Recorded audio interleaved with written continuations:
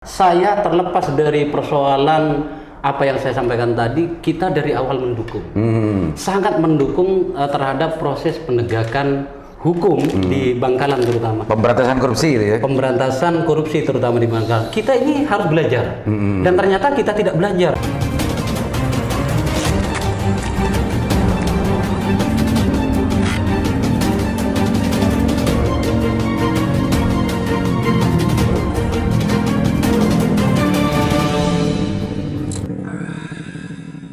Assalamualaikum warahmatullahi wabarakatuh. Kembali berjumpa dengan saya Aliman Haris dari acara Sanasan. Pemirsa, hari ini sudah 3 hari sampai sekarang KPK yang lebih pasti pakai istilah yang ngobok-ngobok ya, menggeledah kantor-kantor dan juga rumah di Kabupaten Bangkalan. Mungkin kalau hari ini sudah sampai lebih dari 10 tempat yang digeledah oleh KPK. Tapi anehnya sampai detik ini KPK masih belum menjelaskan secara resmi kasus apa saja sebetulnya yang diusut. Yang terkonfirmasi hanya satu, sebetulnya ada satu persoalan yang itu pun bukan KPK yang mengatakan, tapi pihak yang diperiksa. Pak Wabub kemarin juga bilang bahwa ini adalah salah satu yang diusut adalah asesmen. Kita bicarakan dan kita bahas dengan aktivis senior yang kemarin sempat bilang bahwa KPK ini harus segera untuk menjelaskan apa sebetulnya yang tadi, karena biar masyarakat Bangkalan tidak gaduh dan tidak bertanya-tanya. Assalamualaikum Pak Senior. Waalaikumsalam warahmatullahi wabarakatuh. Bung Aliman. Gimana kabarnya? Mengikuti ya? Ya, insya Allah. Di kota sendiri kok gitu kan. Ini kan apa namanya, pantauannya dari Mas Dasuki dari aktivitas KPK di Kabupaten Bangkalan ini bagaimana sebetulnya? Kok ujuk-ujuk kemarin langsung ada statement yang keras begitu terhadap KPK? Apa Mas Dasuki anti korupsi apa justru gimana ini ceritanya gimana? Saya kira gini, KPK di Bangkalan saat ini menarik. Dan memang sudah lama sebetulnya ditunggu-tunggu. Tetapi saat ini kita juga menyayangkan, mempertanyakan dan ingin agar KPK menjelaskan, memberikan statement pernyataan secara resmi kasus apa saja sebetulnya yang ditangani saat ini di Bangkalan. Karena kasus ini ada banyak kasus sebetulnya yang berpotensi disidik oleh KPK, ditangani oleh KPK, tetapi di benak masyarakat Bangkalan hingga saat ini tidak pernah ada jawaban secara resmi ini tentang apa saja. Gitu. Mas Dasuki sebagai senior aktivis itu mestinya KPK jangan membingungkan rakyat ya. Ya. Jangan membingungkan rakyat. Iya lah, pasti itu. Dan selama 3 hari maraton ini sampai mungkin hari ini belum selesai, ada persoalan lagi mungkin. Nah ini kan menimbulkan banyak pertanyaan terhadap masyarakat Bangkalan ya, dan juga pihak-pihak terkait juga, karena memang belum pasti apa sebetulnya sedang diusut. Mas Dasuki sebetulnya kebiasaan APH kalau melakukan pengusutan ini seperti ini, atau ini ada suatu ketidakwajaran? Ya, jadi kita setback ya ke belakang, kita mendengar ada sprindik tanggal 21 Desember tahun 2001. Gitu ya. Yang sempat beredar. Ya, sempat beredar, sempat ramai, dan kita juga bertanya, ini penindakannya kapan? Ini proses penyelidikannya sampai di mana? Kalau masuk ke kopi dulu. Siap. Biar enak bicaranya. Kopi Sandasan Mirsa. Lanjut Pak Senior. Jadi gimana sprindik 21 Desember? Sprindik tahun 2021 tanggal 21 Desember itu yang kita dengar gitu ya. Dan sempat ada beberapa teman media yang meliput itu. Ya. Tetapi ketika kita selidik gitu ya, kita coba cari ujungnya itu di mana, hanya ada pernyataan bahwa pernah ada giat di Bangkalan pada saat itu, ya, gitu. Yang dilitik ya. Iya, pada saat itu pernyataan kalau tidak keliru Ketua KPK ya, kalau tidak humasnya ya. Dan ujung dari semua itu sampai pada saat kemarin ada pemanggilan dan segala macam yang katanya ada pemeriksaan terhadap beberapa pihak gitu ya, beberapa kepala dinas dan bahkan mungkin pemanggilan terhadap bupati, kita tidak tahu ini tentang apa gitu. Kenapa? Teman-teman LSM juga tidak bisa mengkonfirmasi itu, teman-teman wartawan juga tidak bisa mengkonfirmasi itu, karena tidak ada narasumber katanya yang bisa dikonfirmasi yang Jakarta ini bukan bukan ya, di sini, yang jadi nggak bersedia bisa memberikan pernyataan gitu ya.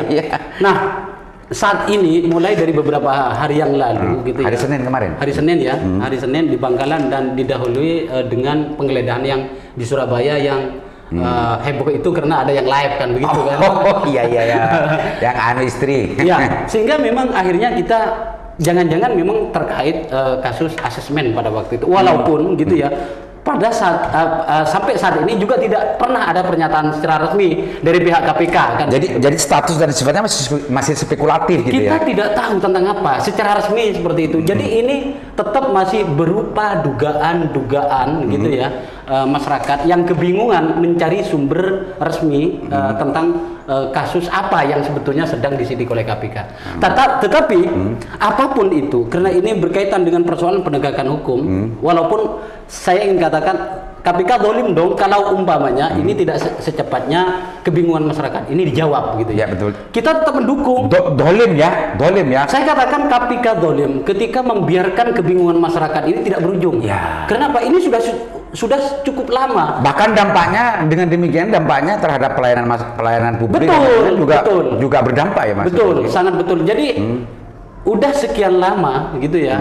Pemerintahan ini lumpuh gitu ya. Pemerintahan ini. Saya katakan lumpuh karena memang ibaratnya sudah mulai beberapa bulan yang lalu pegawai ini lesu, kadis-kadis gitu bingung gitu ya. Karena apa? Mereka harap-harap cemas gitu ya. Karena kondisi memang Pak Bupati nggak ada di tempat gitu ya, menghilang, ada pemanggilan kata tapi ujungnya tidak jelas gitu ya. Sehingga memang perlu secepatnya KPK ini memberikan pernyataan secara resmi terkait giat apa saja sebetulnya berhubungan dengan kasus apa saja di Bangkalan. Itu catatannya ya. Betul. Karena dampaknya di samping masyarakat bingung, di samping masyarakat bertanya-tanya juga ini berdampak terhadap pelayanan publik ya. Betul, dan fungsi-fungsi negara meskipun tidak secara langsung ini pasti akan berdampak gitu. Betul. Pak aktivis ya. Selebihnya kira-kira apa yang ingin disampaikan oleh Pak Dazuki? Pak Dazuki ini kan sebelum ini kan nyaring tuh bicara tentang masalah anti korupsi. Kok sekarang nadanya kok kayak mempersoalkan KPK? Gimana? Saya terlepas dari persoalan apa yang saya sampaikan tadi, kita dari awal mendukung, sangat mendukung terhadap proses penegakan hukum di Bangkalan terutama. Pemberantasan korupsi gitu ya. Pemberantasan korupsi terutama di Bangkalan. Kita ini harus belajar. Dan ternyata kita tidak belajar, Bung Aliman. Kok bisa menyimpulkan begitu? Karena sudah ada kejadian yang jauh lebih besar sebelumnya. Oh, iya. Bahkan termasuk pada urutan mega korupsi nomor 2 pada saat itu setelah kasus Banten gitu ya. Yang melibatkan orang nomor 1 di Bangkalan. Dan ternyata hari ini terjadi lagi. Jangan sampai ketiga kalinya, keempat kalinya dan selanjutnya gitu. Iya. Jangan sampai umpamanya justru ini kita selalu tersita perhatian kita gitu ya terhadap persoalan-persoalan yang menghambat terhadap proses pembangunan di Bangkalan. Gitu kan. Memang jangan-jangan memang selama ini gitu ya baik-baik saja sebetulnya apa yang tadi Pak Dazuki melihat, memperhatikan, menyaksikan, menganalisa dan juga menelisik terhadap perjalanan pemerintahan di Kabupaten Bangkalan ini sebetulnya bagaimana? Memang wajar nggak KPK datang lagi? Saya sudah meneriakkan lama, mulai dari persoalan bansos, persoalan dana desa, persoalan KIP, persoalan biaya operasional sekolah BOS, dan persoalan-persoalan jual beli jabatan ini kan sudah sangat lama. Jadi ketika umpamanya bicara asesmen, seharusnya ya tidak hanya asesmen saya bilang gitu ya, asesmen kepala dinas gitu ya, tetapi juga ke mata rantai lainnya, dalam artian bahwa di bawahnya itu ya kita sangat mafhum masyarakat Bangkalan bahwa untuk menjabat bahkan dari jabatan yang paling rendah sekalipun itu harus berbayar gitu ya. Masih kurang dari asesmen, masih ada lagi yang ingin didorong oleh Mas Dazuki, kok bilang begitu? Saya kira ada banyak persoalan, saya bilang Bung Alimon gitu ya. Ada persoalan BUMD yang ditengarai mengalami kerugian puluhan miliar karena bagi-bagi itu gitu ya. Di periode sebelum direksinya berganti pada waktu itu, ini sudah menjadi pemberitaan yang sangat umum di kan Bangkalan. itu kan sudah di anu Mas Di SP3. bukan ya ditangani anu lah, ditangani APH kejaksaan. Kita juga mempertanyakan gitu ya terhadap APH yang lain, terutama dalam hal ini kejaksaan yang di beberapa kasus termasuk di kasus ini justru di SP3 ya gitu loh. Padahal sebetulnya kerugian negara dalam hal ini setelah kita gaji itu memang banyak gitu loh kan. Yang saya sempat dengar itu alasannya itu perdata sebetulnya, bukan pidana, karena masih belum masuk waktu dalam konteks perjanjiannya dengan negara. Ya. Yang sempat saya dengar itu artinya dalam konteks ini kejaksaan tidak bisa disalahkan juga dong. Tidak bisa, kajian-kajian yang seperti itu juga sudah kita lakukan, Bung Alima. Oh gitu ya. Ada peran personal dengan mengatasnamakan lembaga, ada peran personal yang mengatasnamakan juga personal yang lain gitu ya. Mas Dazuki pernah dengar kan? Di tangan gitu. Alasan SP3 dengar kan? Iya. Iya kan? Ya. Gitu kan? Iya. Kan masuk akal Mas. Iya. Jadi saya kira ini juga tidak terjadi begitu saja. Kenapa orang-orang Bangkalan masih merasa bahwa setiap hal, setiap kasus masih bisa dikondisikan. Oh gitu. Termasuk kita. Itu kan asumsi saja. Enggak lah. Kita juga mendengar tentang bagaimana lobby terhadap KPK gitu katanya yang kita mendengar kan tentang 23M, 25M, 10M dan segala macam gitu ya. Yang entah itu benar atau tidak gitu ya. Ya itu informasi-informasi spekulasi publik sebetulnya. Ya, ya bisa saja. Artinya bukan informasi. Karena hal yang seperti itu pun juga sangat sulit dibuktikan toh begitu kan. Jadi Mas Dazuki dalam konteks tadi menurut saya ya pihak kejaksaan ya tidak bisa disalahkan juga karena mempunyai alasan yang kuat secara hukum. Kita mendorong semuanya, Bung Aliman. Karena apa? Kita juga mempelajari persoalan-persoalan yang ditangani oleh APH lainnya ini. Jangkauan kita terhadap KPK sangat jauh karena di Jakarta ya, dan kita bersyukur, kita dukung penuh proses hari ini, walaupun saya katakan dalam tanda kutip dolim gitu ya. Kenapa? Masyarakat dibuat bingung. Sudah hampir 1 tahun proses ini, mulai dari Sprindik Desember tanggal 21, tetapi sampai saat ini penjelasan resmi terhadap masyarakat Bangkalan tidak pernah ada secara resmi diberikan gitu. Menggantung. Jangankan orang yang seperti saya gitu ya, orang media seperti Bung Aliman apakah sudah melihat ini secara jernih? Kan tidak juga toh. Pertanyaan teman-teman wartawan, tokoh masyarakat dan beberapa teman aktivis juga sama dengan apa yang saya pertanyakan, kan juga begitu. Berikan pernyataan secara resmi tentang giat apa saja, clear, kita akan berikan dukungan penuh. Kalau perlu kita gerakkan semua orang untuk memberikan dukungan terhadap KPK. Wow, ini berat pemirsa. Kalau aktivis senior sudah ngomong begini ini, tapi sangat menyayangkan. Jadi objektivitasnya begitu menyayangkan. KPK ya seolah-olah sebetulnya SOP penggeledahan itu karena kita anggap kita tidak tahu sebetulnya persoalan-persoalan yang sebetulnya apa itu ditangani dan juga diusut. Model SOP penggeledahan yang dilakukan, yang diatur dalam peraturan perundang-undangan itu sebetulnya bagaimana ya menurut yang Pak Dazuki ketahui dan Pak Dazuki pahami? Ya.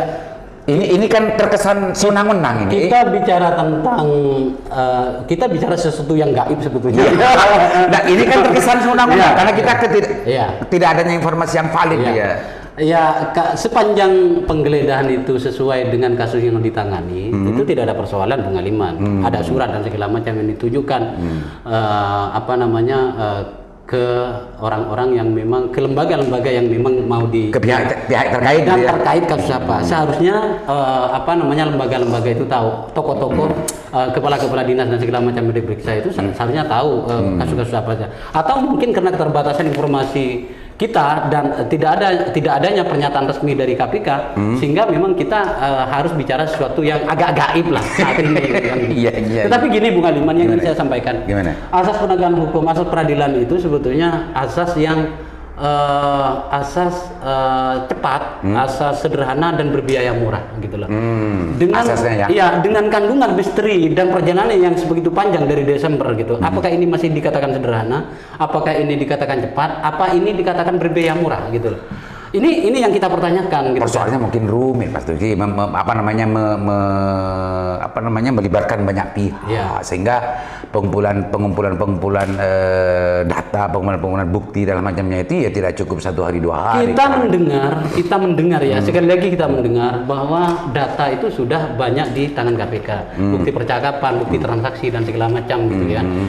di proses remang-remangnya ini yang sebetulnya kita waspadai mulai dari kemarin-kemarin sampai akhirnya muncul isu lobby, isu upeti dan segala macam yang kita sayangkan tadinya apakah memang benar kasus ini akan mendek gitu ya, tetapi ternyata entah siapa dan bagaimana ternyata KPK dengan beringas gitu ya dengan beringas masuk ke Bangkalan dan ternyata ya semuanya tadi kalau pakai bahasa Bung Adiman tadi diobok-obok itu kita dukung gitu ngobok-ngobok, tetapi maksudnya jangan sampai hak masyarakat untuk tahu ini gitu ya gitu kan terabaikan gitu dan jangan dibiarkan bingung gitu ya. Iya, kebingungan itu kan sampai pada hari ini gitu ya. Hari ini ya betul. Mas Dasuki, KPK kalau melihat dari rangkaian dan rantaian yang apa yang sudah dilakukan sejak Senin sampai hari ini, dan mungkin ya hari ini belum selesai, Mas, mungkin saja gitu ya. Ini terkait pastinya secara logika sederhana kan tidak terkait dengan satu dua orang yang kayaknya Pak Mas Dasuki. Jangan-jangan tidak hanya urusan asesmen ini ya Mas Dasuki. Yang pasti ini berhubungan dengan kasusnya Pak Bupati. Kenapa? Kita juga membaca salah satu media nasional tadi juga menyampaikan bahwa sudah ada pencegahan oleh imigrasi terhadap Pak bepergian ke luar negeri Pak Bupati gitu ya yang dilakukan oleh KPK. Ini jelas. Dan berarti ini linier, kalau saya katakan bahasa saya tadi kepada Bung Adiman sebelum acara ini dimulai, bahwa memang ini berhubungan langsung dengan persoalan-persoalan yang mungkin gitu ya terkait sprindik tahun kemarin tanggal 21 itu, asesmen. Tetapi ketika dalam rangkaiannya kita juga membaca yang digeledah itu kantor DPRD, gitu ya, rumah ketua DPRD, rumah anggota dewan, rumah kontraktor dan beberapa orang lainnya. Oh, ada rumah gitu kontraktor? Ya ada dong, gitu kan. Saya belum dengar tuh. Jadi isu berikutnya gitu, karena kita bicara sesuatu yang gaib juga ya. Karena saya banyak yang ternyata saya sendiri sebagai media tidak mendengar ada rumah kontraktor yang diklir. Ini Mas Dasuki sudah tahu. Rokok dulu Bu. menarik. Menarik. Mirza, semakin menarik ini dan akan semakin bertanya-tanya, banyak pertanyaan yang muncul di pikiran publik Bangkalan kalau KPK tidak segera untuk menjelaskan dan merilis secara resmi apa sebetulnya sedang dilakukan di Kabupaten Bangkalan. Mas Dasuki sebagai aktivis senior, apa yang ingin disampaikan terkait dengan urusan giat KPK yang sampai detik ini belum menjelaskan, atau ada hal lain yang ingin disampaikan oleh Dasuki terkait dengan urusan perdagangan pemberantasan korupsi di Kabupaten Bangkalan? Ya, saya kira seperti ini. Apapun yang terjadi, karena KPK ini sudah melakukan giat di Bangkalan, kita berikan dukungan penuh. Kita tunggu memang dari sebelum-sebelumnya, tetapi memang jangan abaikan informasi publiknya ini. Kepentingan masyarakat Bangkalan untuk tahu terkait kepemimpinan dan persoalan-persoalan yang terjadi di wilayahnya gitu kan. Informasi di masa kondisi seperti sekarang masyarakat sangat butuh itu gitu kan. Terus yang kedua, saya juga berharap ini menjadi pendorong dan bagaimana pada akhirnya kita benar-benar belajar gitu ya. Tidak hanya karena persoalan KPK, tapi juga penegakan hukum di aspek lainnya. Karena kita juga mempertanyakan polisi ini ngapain aja selama ini. Ada banyak kasus yang mandek, yang tidak berjalan ya terkait persoalan DD-ADD gitu ya. Terus juga ada persoalan proyek fiktif dan segala macam yang memang sudah ditangani oleh pihak kepolisian gitu ya. Terus kejaksaan, ya persoalan BUMD, persoalan kasus penangkapan tangkap tangan dan segala macam itu gitu kan. Dan persoalan-persoalan lainnya gitu ya yang memang sudah menjadi konsumsi publik saja. Ini ternyata kita tidak tahu ujungnya itu sampai di mana, proses perjalanan kasusnya sampai di mana. Kita harus belajar gitu ya tentang persoalan ini, bagaimana pada akhirnya ini tidak kembali terulang gitu kan. Kita benar-benar belajar di semua lini, di semua aspek bagaimana pejabat publik yang berhubungan dengan persoalan pemerintahan itu, bahwa mereka memang benar-benar harus menjadi pelayan gitu ya, dan menjauhkan diri dari tindakan-tindakan mengambil uang rakyat secara tidak sah itu. Mas Dasuki sebagai aktivis ini apa namanya sudah menjelang akhir ya, menjelang akhir. Ini alarm ya Mas Dasuki ya? Ya. Mas Dasuki, alarm kok berulang-ulang gimana? Nah makanya saya katakan kalau tidak belajar gitu, kita masa harus didatangi ketiga kalinya. Gitu Masa harus didatangi? Harus didatangi ketiga kalinya. Ini satu kegagalan KPK. Saya katakan kegagalan KPK. Kenapa? Untuk membuat efek jerah. Iya, ini kan tidak ada efek jerah dari mega korupsi secara nasional nomor 2 kalau nggak nomor 3 pada saat itu. Gitu kan.